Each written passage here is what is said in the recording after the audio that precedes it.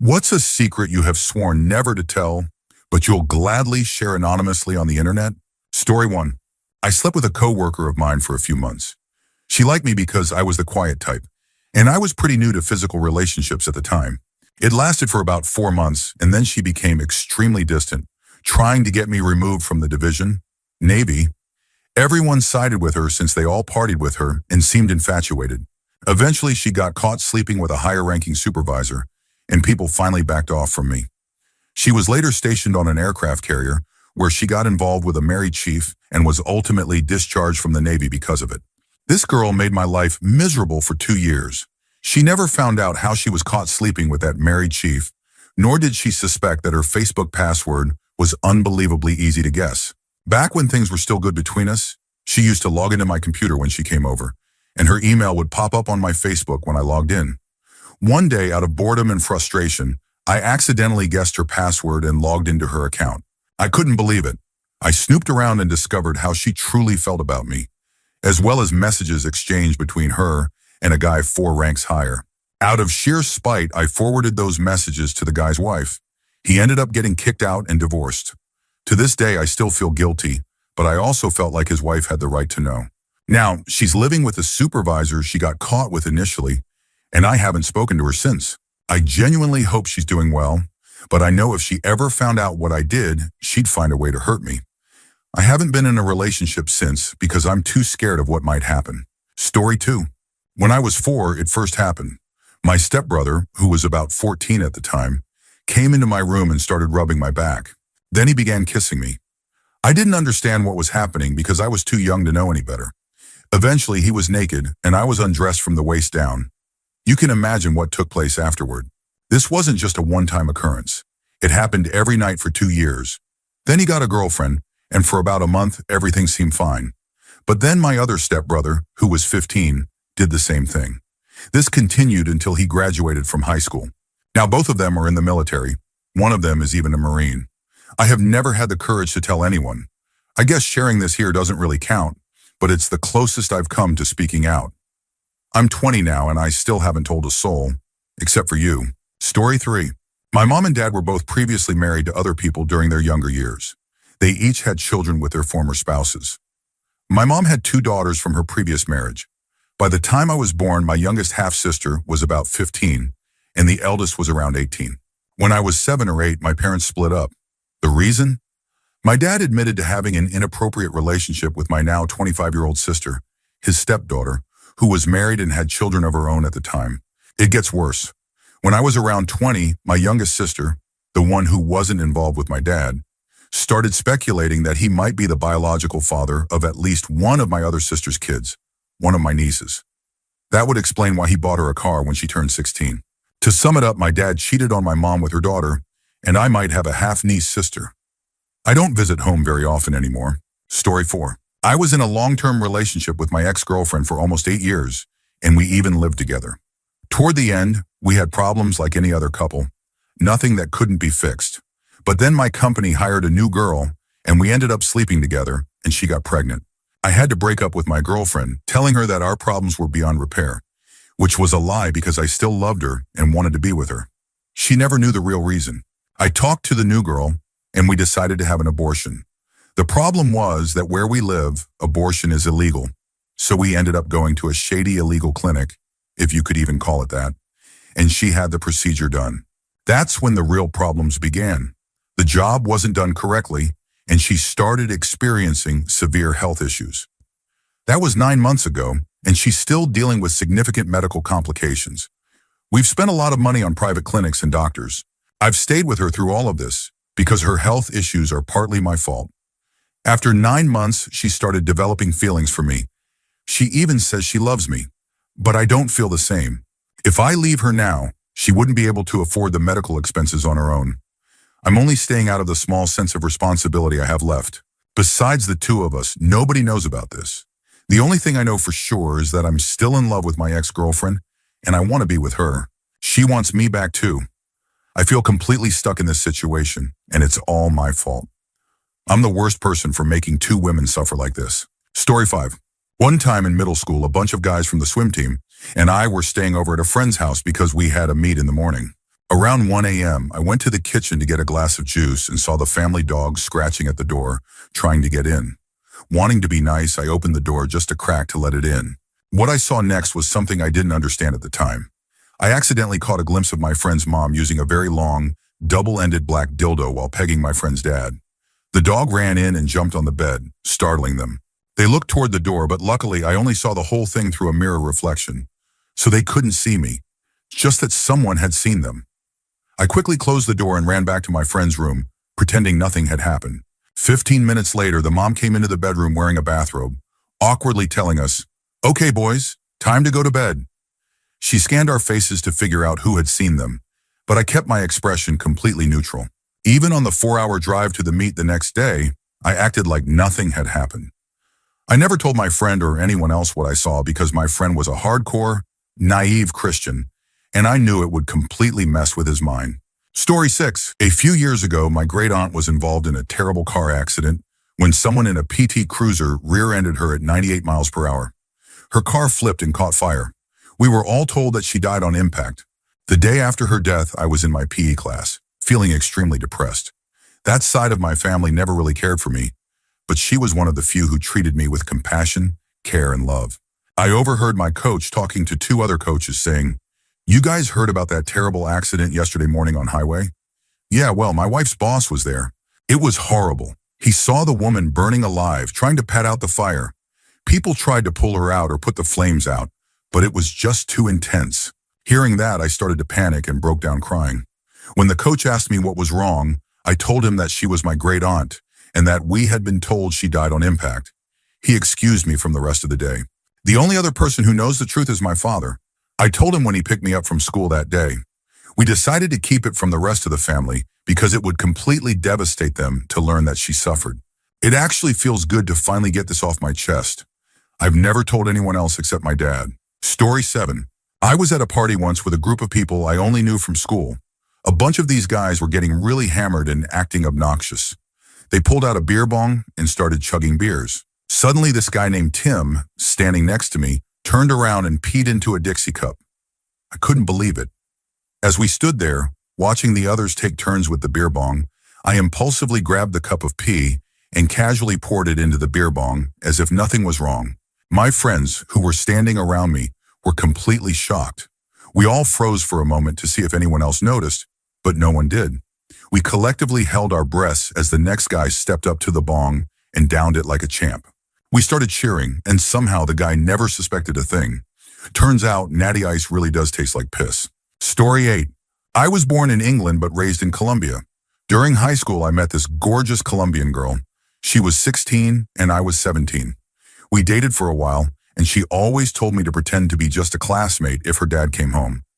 I found it odd, but I assumed he was just overprotective. One night, while drinking with friends, I saw her dad pulling into a nearby bar. Curious, I followed to see what he was up to without being noticed. I overheard him talking to another guy around his age saying, "We have to kill this mother-f***er. He's stealing from us." It sounded like something out of a gangster movie. I returned to my friends and didn't say anything. A week later, I was at my girlfriend's place for an informal business gathering. Her dad was there with 4 other men, and to my surprise, one of them was Julian's dad, one of my close friends. 2 weeks later, I got a call from a friend saying Julian's dad had been shot outside a bakery. At the funeral, I couldn't shake the memory of that conversation I overheard. Time passed, and I kept dating my girlfriend for over a year. One night, while drunk and playing Truth or Dare, I asked her what her dad really did for a living. She hesitated but eventually admitted that he was a drug lord. The business gathering I saw months earlier was actually a meeting to discuss production, costs, and transportation. I eventually moved back to Europe and haven't heard from her or her family since. But I still feel uneasy knowing that I might know who killed my friend's dad. I've never told anyone about this, and it feels good to finally let it out. Story 9. I was married for 15 years. I started cheating on my wife after she became addicted to painkillers. Eventually, she got clean and caught me cheating. We started going to counseling, but I continued cheating and began planning for a divorce, all while she thought we were working things out. Or so I thought. Over the next year, while we were supposedly fixing our marriage and seeing a counselor, she met a guy from another state online. They started having virtual S, and eventually she arranged to visit him for a week. She told me she was visiting an old high school friend, and I believed her completely, planning to be with my girlfriend while she was gone. While with her online boyfriend, they took some drugs. Nothing major, but they mixed badly with her prescription meds. She went into cardiac arrest, the ambulance was called, and she died on the way to the hospital. The death certificate said heart attack, but our family doctor explained that it was likely caused by a drug interaction. The police questioned the guy, but he wasn't charged with anything. I chose not to press charges. He was already living with the horror of what happened. I was woken up in my girlfriend's bed by a call from the police informing me that my wife had died. I had her cremated and scattered her ashes in her favorite place, with both families present. It was a private ceremony. I spent the next year in therapy dealing with the guilt. 4 years later, I married the woman I had been cheating with. That was 2 years ago, and I'm extremely happy now. She knows everything. She's the only one who does, besides you reading this now. I still carry the guilt, though. I've left out key details to keep my identity hidden. There's no way to verify this, but it happened just as I've shared. Storyton. I'm a quiet, articulate, and polite guy who doesn't like sports and prefers the company of women over men. Because of that, when I was a freshman in college, just about everyone assumed I was gay. I wasn't overly flamboyant or anything, but if someone asked, I'd tell them I was straight. Funny enough, I knew plenty of gay guys who found it hilarious that people thought I was one of them. Because of this assumption, a lot of guys didn't mind if their girlfriends hung out in my dorm room while they were drinking and watching sports with the other guys. My room became the go-to spot for the girls to hang out, and there was no way I was going to discourage that. Long story short, over a 9-month span, I ended up sleeping with 7 girls, all of whom were girlfriends of these naive, trusting guys, including the girlfriends of my RA, my roommate, and the guy in the room next door. Basically, I was taking advantage of the misconception that I was gay to fly under the radar and hook up with their girlfriends. I guess I was kind of a man whore, using their bias to my advantage. Story 11. I'm a massive sleepwalker. I've done some crazy stuff in my time, but this incident was the first of its kind and hopefully the last. I was on holiday with a bunch of friends and we got absolutely hammered abroad. Somehow we managed to stumble back to our room unhurt and crash into bed. So far, so good. I was having a weird dream where I was playing pranks on my friends. In the dream, for some reason, I thought it would be funny to take a dump on my friend's bed. It didn't make sense, but it was just a dream. Suddenly, I woke up in that weird state where your body's trying to wake you, but your brain is still foggy. Then I started feeling wet, and that's when I really woke up. The first thing that hit me was the smell. Absolutely horrendous, like a mix of sewer, dog crap, and vodka. I was gagging from the stench. I looked around and realized I was sitting in a cupboard in the kitchen, right on the middle shelf, or rather, what was left of it, because I had snapped it in half by sitting on it. There was piss everywhere, and I was literally sitting on a pile of the nastiest crap I've ever done. Panic set in. My first instinct was to check if my friend, who I was sharing the room with for the week, was still asleep. This was friendship-ending territory. The room was an open-plan European flat, and his bedroom looked out onto everything. I tiptoed through, praying for mercy, and luckily, he was still sleeping. No idea how, because by now the whole flat reeked.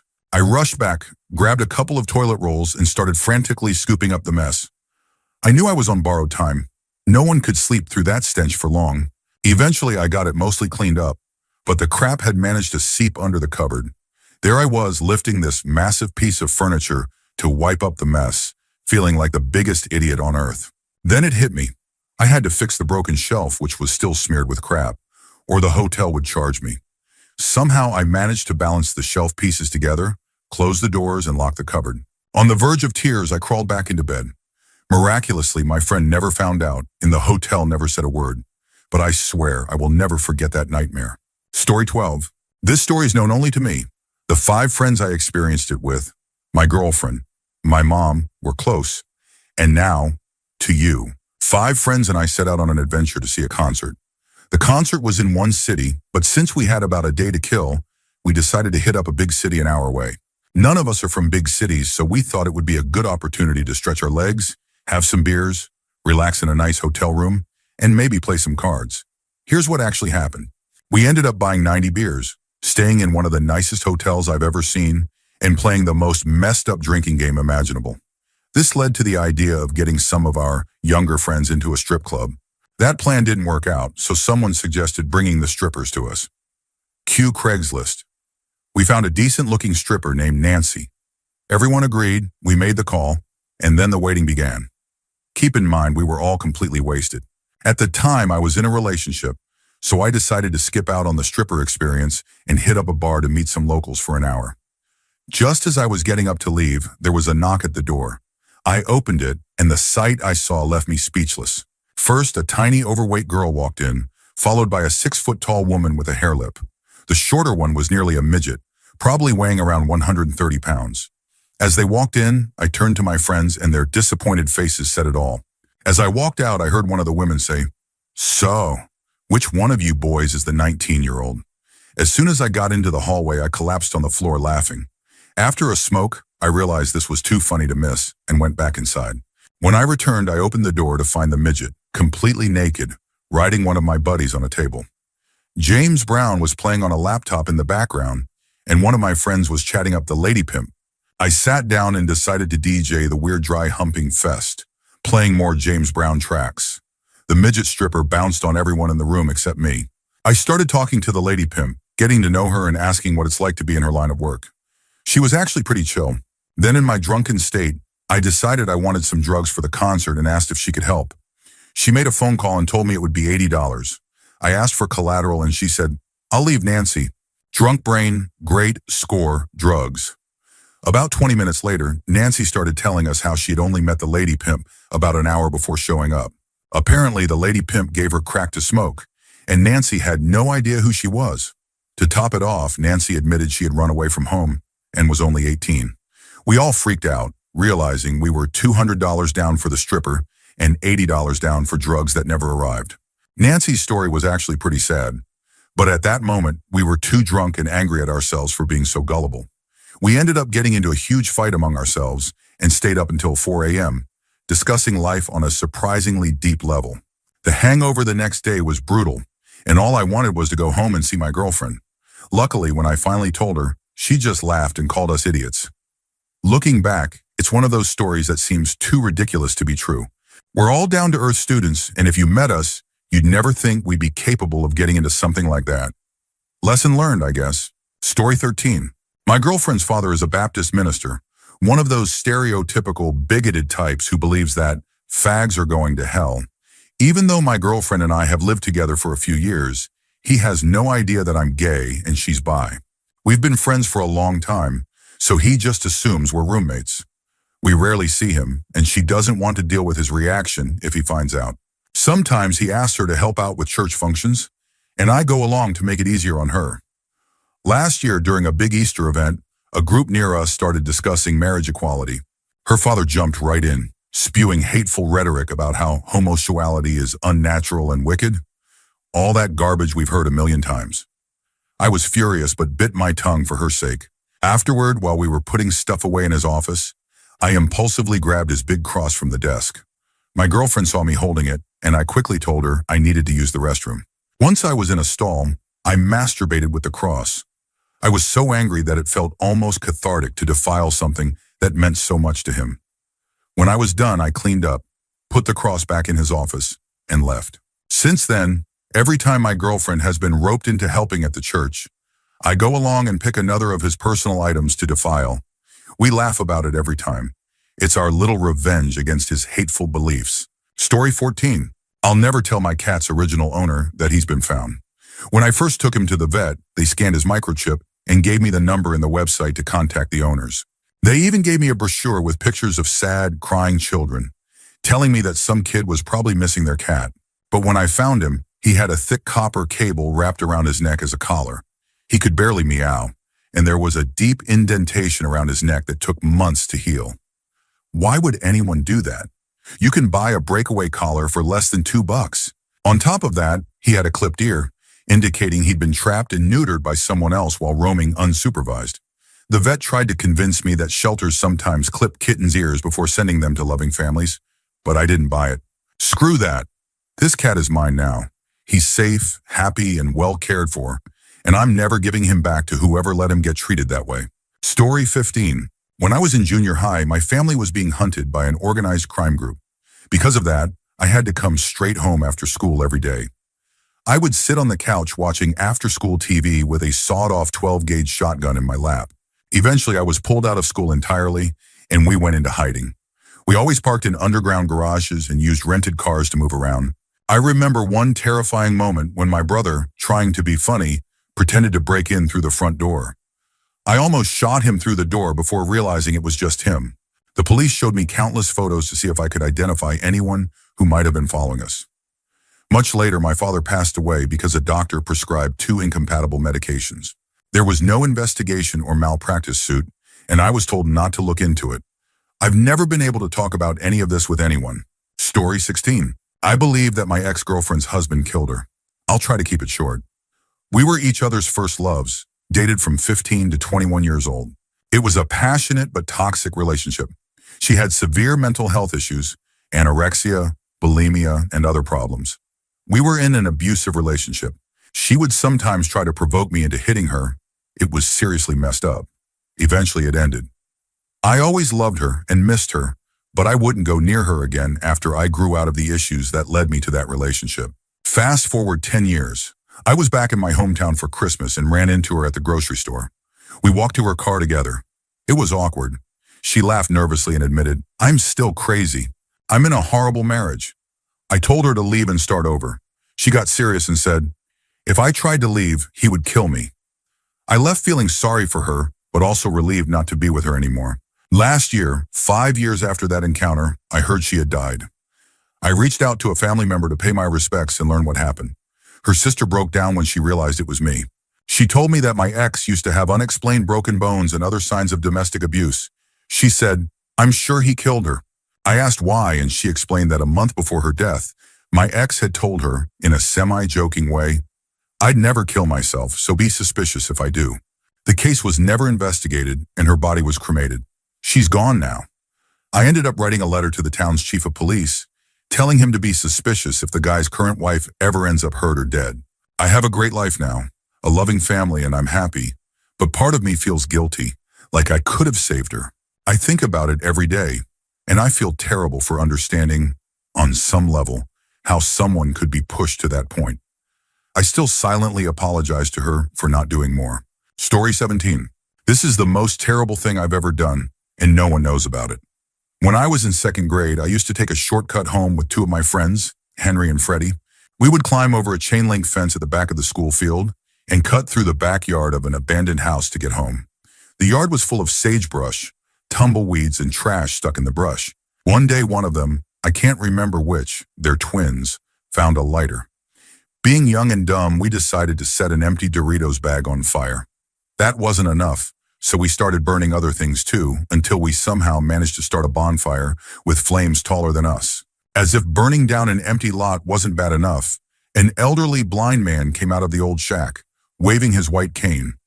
I can still see him clearly as the fire spread toward his house while we ran away as fast as we could. When I finally got home, it was 5 hours later than usual, and I got grounded for 2 months. I never told anyone where I had been, which only made my punishment worse. That night, the news showed footage of a house fire that happened suspiciously close to our school. Story 18. I doubt anyone will read this, but I just need to get it off my chest. I exist because of an accidental teenage pregnancy. My dad was 16 and my mom was 17. My biological mom wasn't mature enough to handle a baby, so she left me with her mother to raise. Eventually, my grandparents adopted me when I was 3. During all of this, my dad wanted to take care of me. He knew that my mom's parents wouldn't raise me well, and he wanted to make sure I was all right. I wasn't. Being raised by my grandparents, I was treated like an outsider and endured emotional, verbal, and physical abuse from both my grandfather and his daughter. I grew up feeling isolated, and it led to severe self-esteem issues, an eating disorder, and anxiety. I even attempted suicide. No one knows that I'm aware of the custody battle between my dad and my grandparents. It didn't last long, but I know I would have been happier and more well-adjusted if my dad had raised me. Now that I'm an adult and have gotten to know him, I realize how alike we are and how much better my life could have been. I wish he had fought harder for me back then. Now I just have to make up for lost time. Story 19. This is a long post, but I need to get it off my chest. When I was a kid, my parents fought a lot. I was a sensitive child, so yelling and arguments terrified me. I always feared that they would divorce, and I couldn't imagine life without both of them. Looking back, I realized they were probably just stressed from working so hard to support our family as immigrants. When I was 16, they got into a terrible argument over something minor. In the chaos, my dad hit my mom, and she retaliated by pushing him backward, somehow dislocating his thumb. I don't know the full story as they never acknowledged that it happened afterward. I'll never forget the moment I saw the door fly open, and my mom came running down the hallway, her face bloody, screaming for me to call the police. I was so scared I didn't know what to do. Instead of calling the police, I called a family friend who took my dad to the hospital. I stayed home to console my mom until she fell asleep. Afterward, I went into a robotic state, cleaning up the bloodstains with a brush and water. The next day, I went to school as if nothing had happened. The memory haunted me, and one night while drinking with two friends, I blurted out, "My dad hit my mom." They didn't take me seriously since we were all tipsy, and their nervous laughter just made me cry harder. Since that incident, I've never talked about my family with anyone. My friends think I come from a privileged, happy family, but they have no idea. Sometimes I secretly wish my parents would get divorced. I know it's selfish, but I just want the fighting intention to end. I feel terrible for wishing it, but I can't help but feel that way. Story 20. This is actually my mother's story, and she has allowed me to share it with all of you. It's not something we'd ever share with anyone we know. When my mother was younger, she used to work as a dancer. And one particular evening, she and one of her co-workers, a woman, were hired to perform at a celebration event for a large number of football teams. It was their end-of-season gathering, so naturally they wanted some entertainment. The event was held in a large recreation hall, and they performed their show as usual. Essentially, it was two dancers and about 100 guys watching, drinking, and having a good time. Just a typical night. After they finished, they started packing up and chatting with some of the guys, one of them being the boyfriend of my mother's coworker, the one with her that night. Suddenly, the men began talking about a game they play every year, and getting excited about it, asked the two of them to stay and help with the game. Naturally, they were both confused and a little wary, but they cautiously agreed. The atmosphere didn't seem alarming, and they knew several people there. Here's where it gets bizarre. Out of nowhere, two chairs and a bucket appeared, placed in the middle of the hall, with the bucket on the floor and the two chairs facing the bucket and each other. The co-worker's boyfriend and another man sat down in the chairs. Then one of the men explained that these two were the current and past champions of the game, which still hadn't been explained to either woman. It was then that my mother noticed that the bucket was filled with water and about 100 coins. Amid the cheers of the crowd, the men finally revealed the purpose of the game. The two women were supposed to reach into the bucket of water, grab a coin, and drop it into the open hand of one of the men who had positioned their hands to create a sort of makeshift container. The goal was to see who could hold more coins without dropping any. Speechless for a moment, my mother and her coworker finally, hesitantly, agreed, with the coworker helping her boyfriend and my mother helping the other. It should be mentioned that my mother has always had very long, curved fingernails, about an inch long. She was careful to drop the coins gently, as close as possible, without actually touching the man's hand, despite the crowd encouraging her to just drop them in directly. The man flinched each time her nails got near him, which probably made the situation even more awkward. During this process, she also realized that the coins were in a bucket of water for lubrication. Apparently, this game had been played many times before. She never asked how such a tradition started. Although my mother doesn't remember exactly who won, she thinks it might have been the boyfriend, she did come away with the most random fact of all: the surprising number of coins one person can hold in their hands during a strange and unexpected game. Story 21. This is going to be the absolute first time I have ever shared this, well, written it down in my entire life. I will probably never mention it again. I'm doing this just to see how I feel. Let's start by saying that I think there's something wrong with me emotionally. I feel like I'm messed up in the head. Usually when kids go through traumatic experiences, they end up having issues. But I don't feel messed up, and that worries me. I think I would feel better if someone just said, "Dude, you're crazy, you need to see someone." But nobody ever does, so I assume I'm normal. Just for context, I'm a guy. You might wonder what happened. Well, when I was younger, I'm not sure exactly how young, but really young, my older brother somehow convinced me that sleeping together without clothes was something everyone did. This eventually led to inappropriate behavior and essentially abuse. It's a bit blurry in my memory. This happened frequently. I somehow believed it was normal, so I never brought it up or had issues. The only reason it stopped was that he used to finish elsewhere. But then he started finishing on me. At that age, I thought it was thick pee, and my logic was that even if what we were doing was normal, peeing on someone didn't seem right. So I confronted him, said I didn't want to do it anymore, and threatened to tell someone about the pee. That made it stop. A few years later, my mom took the family savings, gambled it all away, and cheated on my dad. The night she came home and confessed everything, I was sitting in the kitchen. My mom and dad had a huge fight about it. Afterward, my mom told me to look after my sister and then went into the kitchen and started hurting herself. Long story short, she didn't succeed in harming herself severely, but she's on medication now and struggles with her mental health. These are the two major stories, but I have others. Stories of being drugged by someone and waking up without clothes. Stories where friends said I got drunk and completely changed my personality, not recognizing anyone. So many weird situations. And yet here I am, and I want to say, I feel pretty normal, and that kind of freaks me out. I try to ask people about my personality, and everyone thinks I'm just some average, nerdy guy. I have a normal lifestyle, married, friends, and so on. I feel unaffected, but I'm so worried. I read about people who go through just one major incident and end up in therapy for years because they're so broken by it. And here I am, not feeling anything. I could go on and on about this, but for now, I'm just glad I finally expressed it. Story 22. The moment I saw this post, I knew exactly what I wanted to share. Two people within my group of friends started hooking up casually. It was college, so think friends with benefits, but with more drinking involved. Let's call her the girl and him the guy. The girl was one of my then girlfriend's friends, and the guy was a good friend of mine whom I played rugby with. After a couple of months, my buddy moved on and started hooking up with other girls. One night, I noticed the girl was visibly upset. I assumed it was because she knew the guy was seeing other women.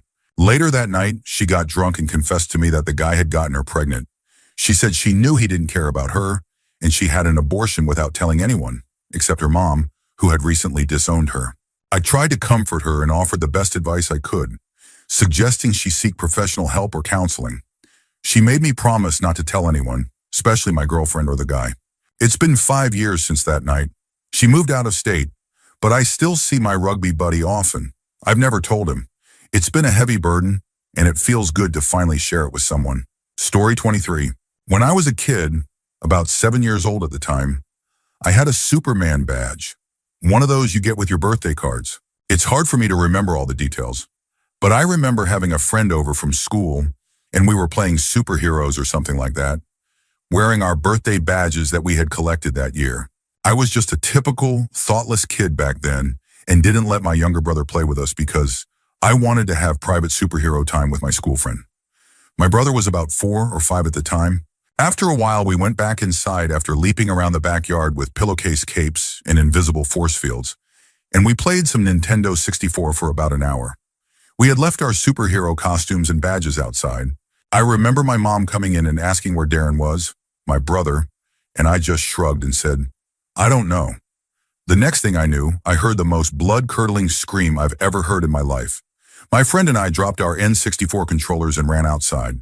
My little brother was crumpled on the ground at the base of the garden, having jumped off the deck, about 25 feet, onto the concrete below. He was wearing my cape and my badge. 2 days later, he died in the hospital from severe brain hemorrhaging. I feel so guilty. If I had just let him play with us and wasn't so selfish about it, he'd probably still be alive. I could have explained the game to him, told him it was all pretend, and he wouldn't have tried to fly. I've never told anyone about this before. My family just assumed he was climbing the rail and fell. I'm the only one who knows that he actually thought he could fly with the cape and badge on because he heard me say it. Story 24. I guess I never promised not to tell this, but it's a funny story that I've never shared with anyone. When I was about 5 years old, I was playing in my backyard when the girl next door, who was around the same age, called me over to play. I went to her yard and we kicked a ball around and played with some other toys. Then she decided she wanted to have a tea party. I thought, ugh, that's girl stuff. Her parents had set up a tent in the backyard as a little playhouse, complete with a small table and chairs. We went inside and she set up her tea set. We had a little pretend tea party, and once we were done, she put her tea set away and told me she wanted to show me something. She stood up, pulled down her stockings and underwear, sat down on her back and spread her legs. I just sat there in shock. At that moment, the tent flap opened and it was her mom. She completely freaked out, lots of yelling and commotion. I think she might have told my mom, but my mom never said anything to me about it. This was years ago, but it still feels like it happened yesterday. Sometimes I wonder what became of her. Stripper? Happily married? I guess I'll never know. I just remember thinking, what the heck was that? Story 25. Back in 2006, my uncle was in Egypt trying to get both of his cars back to the States to sell them. He wasn't sure if it was a good idea, but he needed the money, so he decided to go ahead.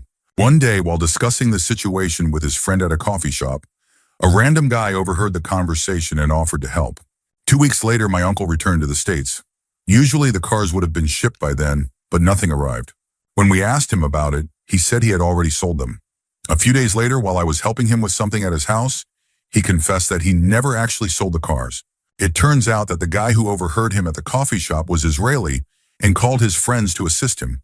They held my uncle at gunpoint, demanded that he hand over the cars, and took a bag containing $10,000 from the sale of his restaurant. My uncle never told anyone else in the family, not even his 6 siblings, about what really happened. Story 26. When I was in 3rd grade, I was assaulted by a family friend who was in his late 20s. He visited us and stayed at our apartment for 2 weeks. I would cry silently and exhaust myself to sleep, but I never told anyone. Growing up, I was taught that a man should always be strong and deal with his own problems, so I kept quiet. I was also bullied at school for being a fat, geeky kid, and I felt like I had no one to turn to. Around 8th grade, I decided to change my life. I stopped eating junk food, started sprinting, and trained on stairs.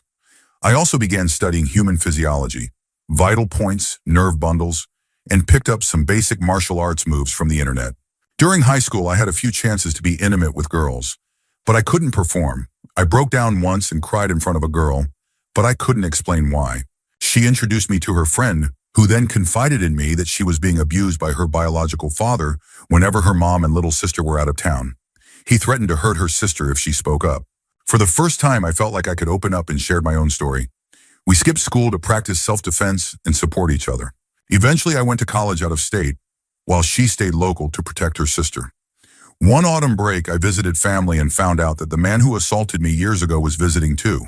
My rage resurfaced. One day, I caught him alone and acted submissive, tricking him into thinking I was still under his control.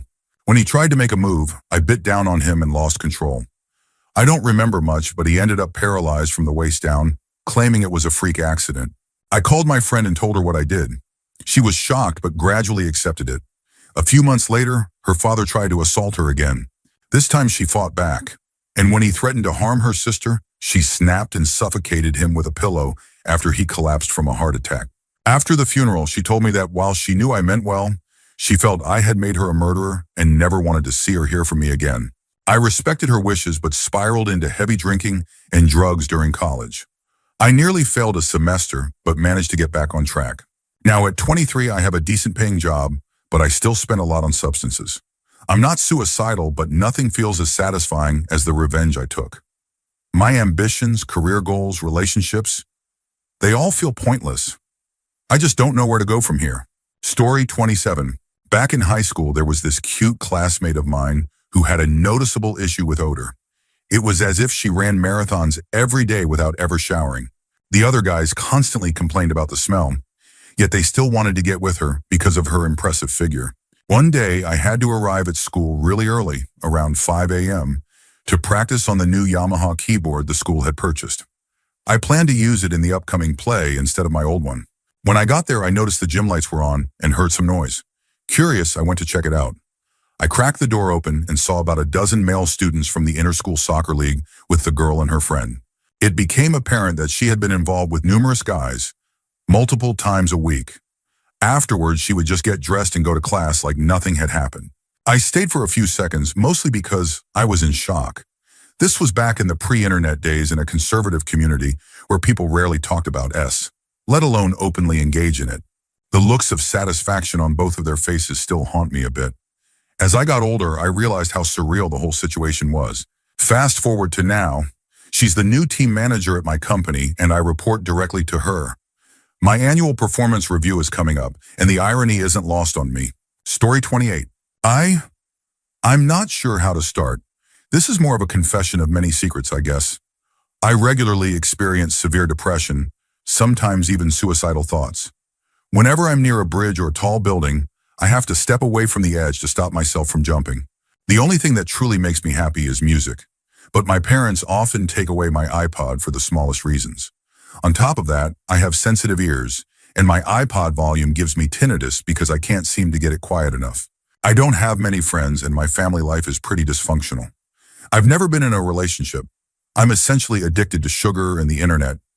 Both are slowly taking over my life. I'm also incredibly lazy. I only get good grades because my parents expect it. To be honest, I've cheated on almost every test to meet their expectations. Sometimes I feel happy, but I wouldn't call it true joy. I have no body fat, so I get cold very easily. I constantly worry about everything and feel insecure and powerless. The only thing I'm genuinely passionate about is classical music, but I'm not skilled enough for music school and rarely practice. My life feels like a lie, and I just don't know how to change it. Story 29. I imagine this might get lost in the mix, but I really need to get it off my chest. One of my closest friends, who also happens to be my ex-girlfriend, and I might still have feelings for her, plans to take her own life. Not soon, but before she turns 30. Her own words. She was abused as a child, has struggled with self-harm, though it's been 2 weeks since her last incident, and deals with severe anxiety. She's very self-conscious about her weight, around 140 pounds at 5 feet 1 inch, and has been battling depression for years. She first dealt with it in 7th grade, managed to overcome it somewhat, but now it's back in full force as a sophomore. I'm doing everything I can to support her because I care about her deeply, but I'm secretly terrified that I might fail. She hasn't told anyone else about her intentions because she doesn't want anyone to know when she goes through with it. She believes no one cares enough to notice her absence. I feel like telling other people might make things worse, so I'm keeping it between us, hoping that in the years to come, I can help her see life differently. I just don't know if I'm enough. Story 30. When my boyfriend and I first started dating, we discussed the possibility of an open relationship. One night we went to a party where I ended up kissing a mutual friend. We both got really drunk, and at some point the friends started getting more intimate. He took off my panties and was about to go further. It suddenly hit me that my boyfriend and I hadn't set clear boundaries yet, so I stopped him. A moment later, my boyfriend walked into the room, and the friend quickly left. Later, my boyfriend admitted that seeing me kiss other guys made him uncomfortable. I've never told him that my panties actually came off that night, and the friend claims he doesn't remember anything from that night. It's been about a year since it happened, and I don't see that friend anymore. I'm still with my boyfriend, and we live together now. It eats me up every time I think about it, and I wish I could take back that night entirely. Story 31. My niece, let's call her N, drowned, and I volunteered to collect her personal belongings and drive her car back to her parents' house. For context, N had been sent to a junior rehab program earlier that year, but in the last few months of her life, it seemed like she had turned things around. She graduated high school, was just a few weeks away from turning 18, and the autopsy showed no intoxicating substances in her system. Despite that, her grandmother, my dad's first wife, let's call her G, insisted that we search the car to make sure there wasn't any alcohol or drug paraphernalia hidden inside. We didn't find anything illegal except a few firecrackers, but we did come across a film camera. This was back in 1999 when digital cameras were rare. G told me to take out the film and throw it away since she didn't know how. Instead of tossing it, I slipped the film into my pocket. I wasn't sure what to do with it, but eventually I decided to develop it myself. The pictures showed N at a party. Everyone was drinking, clearly underage, but they all looked happy, including N. I thought about showing the pictures to her parents, but I couldn't decide whether seeing N drinking would make them feel better or worse. In the end, I misplaced some of the prints and the negatives. Now with only a few photos left, I can't bring myself to tell her parents the truth.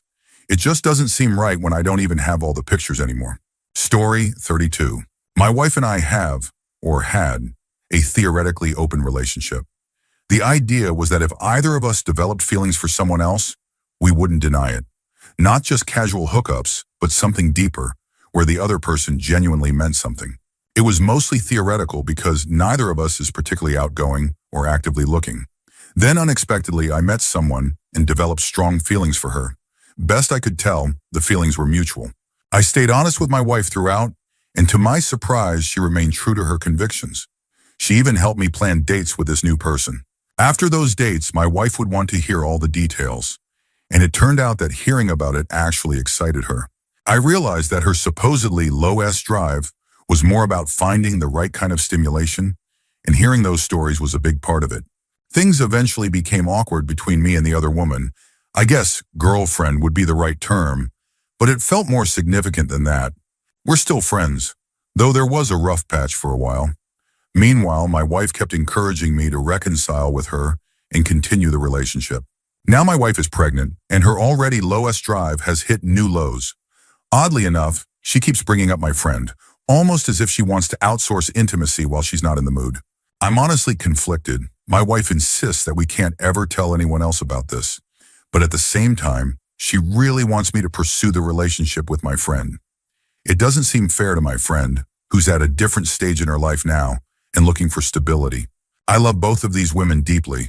It feels strange to be in love with two people at once, and it's even weirder that my pregnant wife is not only okay with it, but actively wants me to reconnect. I'm just not sure how to handle any of this. Story 33. A few years ago, I was on a company trip to Hawaii. On the first night, some coworkers and I were sitting at the bar having drinks. There were about 500 people from our company at the resort, so we practically took over the whole place. After a few hours, the bar was a chaotic mess, with everyone drinking way too much. I was sitting at a table with a few colleagues when an older woman approached us. We were around 21 to 23 years old, and she looked to be in her late 30s. She immediately started hitting on my friend, whispering provocative things in his ear and complimenting his looks. After about 5 minutes, my friend and I exchanged glances, and I gave him the approving nod that basically said, "Yeah, man, go for it." They got up and walked down to the beach area, disappearing for about an hour. The next morning, we were having breakfast in the dining hall when I spotted the woman from the night before. She was sitting at a table with 2 kids and her husband. Then came the shocking realization her husband was the vice president of our company. She made a few awkward, guilty glances toward our table, but her husband seemed completely unaware. I later asked my friend if she had mentioned being married, but he swore she hadn't. To this day, neither of us has told anyone about that night. We both still work for the same company, and so does the VP. Story 34. I used to work for the state's registry of births, deaths, and marriages, and while I was there, I found out something shocking about one of my best friends. He has a half-brother that he doesn't know about. Here's the backstory. My friend's mom divorced her abusive husband and remarried when my friend was about 8. My friend doesn't remember his biological father fondly and considers his stepfather, who legally adopted him, as his real dad. His new dad and mom never had more children, so he was essentially raised as an only child. He never seemed bothered by it until recently, when my own siblings started getting married and having kids. He mentioned that he wished he had siblings. We're both gay, and he doesn't plan on having children, so having extended family would mean a lot to him. I found out about his half-brother because I knew my friend had changed his name as a kid, and while working at the registry, I thought it would be a funny surprise to look up his records. I was warned against looking up friends or family members' records, mostly for privacy reasons, but also to avoid the burden of unwanted knowledge. I didn't listen, and after I saw the record, I instantly understood why that rule existed. So, I discovered that my friend has a half-brother. I know his half-brother's name, the area he lives in, not far from my friend, and that he has 2 kids, meaning my buddy is technically an uncle. I can't bring myself to tell him because his biological father is a part of his life he has chosen to forget. For all I know, this half-brother could be a terrible person, so I try to convince myself that my friend would never want to know. But sometimes I wonder, what if he would actually want to meet him? It's a burden I'll probably carry alone. Story 35. I suffer from severe depression, and after trying therapy, counseling, and more antidepressants than I can count, I finally found one that sort of worked. I was taking it for a while, but my family, being as ignorant as they are, believe that all medications are poison. They forced me to stop taking them, convinced that being suicidal was somehow preferable to taking meds. Coming off antidepressants was rough, and I was determined to get them back one way or another. My family kept a close watch on my finances to make sure I wasn't buying more, and I couldn't use cash because they would instantly assume I was buying antidepressants. Ridiculous, I know. What kind of family does that? Since I'm a chemist, I decided to make the medication myself. I set up a clandestine lab and synthesized medically pure antidepressants for personal use. I made enough in one batch to last me a few years, then packed up the lab and hid it. Eventually, my family found the lab equipment in a box and assumed I was making illegal street drugs. I didn't bother correcting them and just admitted to it. They freaked out and gave me a hard time, but since they're so obsessed with saving face, they didn't report me to the police. Instead, they punished me and restricted most of my privileges. Thankfully, they never found my stash of antidepressants, and I'm still using them to this day. Story 36. I knew this girl over the internet for about a year or two. We kept in touch while I was deployed to Afghanistan and really hit it off. She would send me dirty emails, which I saved on my laptop since Big Brother over there monitored everything. We planned to meet up when I got back, get a hotel room, and just go wild. We had talked over webcam a few times, and I knew she wasn't a perfect 10, but when we finally met up, it was different than I expected. She was much bigger in person, probably around 250 pounds. I tried my best to be polite and nice, but all I could think about was how different she looked from what I imagined. I spent the entire time trying to avoid intimacy without hurting her feelings. Afterward, when I went back to my home station, I basically cut all ties with her. I blocked her on AIM and Skype, deleted the emails, and even re-rolled my game character to avoid her. I pretty much put her out of my mind. Fast forward about a year and a half. I had been enjoying life back home, drinking, going out with friends, hooking up with random women. Right before my second deployment to Afghanistan, I suddenly remembered her and got curious about what happened to her. I checked her old MySpace page, but it hadn't been updated for over a year, which was weird because she used to update it constantly. I decided to Google her name just to see if anything came up. That's when I found out she had died in a severe storm a few months after I stopped talking to her. For whatever reason, I've always felt guilty about that. Story 37. I know someone who, while engaged to someone else, took advantage of an adult special needs woman. His fiancée knows, the woman's family knows, and a few other people, about 10 in total, are aware of it. He doesn't know that I know, and most people around us have no idea. Due to the nature of my relationship with him, I can't tell anyone. Those of us who are aware keep a close eye on him. The woman he took advantage of is still part of the same social group, which makes it even more complicated. Her family and the woman herself have insisted that we don't take any further action, only to keep an eye on him. Since he doesn't know I'm aware of what happened, it actually helps me monitor him better because he doesn't know to be cautious around me. His fiancée moved back in with him after the incident. She was living somewhere else when it happened. And now she seems to follow him everywhere. He doesn't have a car, so she's always his ride. I still can't believe she didn't leave him after finding out. I try to practice forgiveness and understanding, but there are lines you just don't cross. This situation makes me question a lot about human nature, and I still struggle with how to handle it. Story 38. When I was around 10 years old, my stepdad wanted to buy a new recliner. So my mom, my stepdad, and I went to a local furniture store to check out the options. We were browsing the cheapest choices when we found a ridiculously underpriced chair. One of those really nice ones that you'd usually hesitate to spend money on. Since there were 5 kids between my mom and stepdad, this was a rare treat for him. We brought the recliner home, and my stepdad was thrilled. It was immediately established as his chair, like a good-natured version of the classic "get out of my chair" thing. Of course, because it was new, everyone got to sit in it for a minute. It was a Saturday, and since we had been out all morning, we decided to rest. My parents went to their room and I went to mine. I guess my older siblings were out, so I was the only kid home. After my parents went to their room, I sneaked out to sit in the new chair. I felt pretty clever since no one was supposed to sit in it while my stepdad was around. I thought I'd take a quick nap there, so I leaned back and pushed my body weight against the back of the chair. Now I was a pretty petite girl, about 100 pounds and around 5 feet 3 inches. Considering how cheap the chair was, I guess it wasn't made to withstand much pressure. As I leaned back, the back of the chair snapped off. The fabric stayed attached, but the internal mechanisms just broke. I was frozen in shock, terrified. I quickly pushed the chair back into its upright position, making it look as normal as possible, and rushed back to my room. From a distance, the damage didn't look too bad, aside from a slight gap between the fabric pieces. Somehow, I managed to fall asleep. When I woke up an hour or two later, I realized no one had woken me up to yell at me about the broken recliner. For a few seconds, I thought I might have gotten away with it.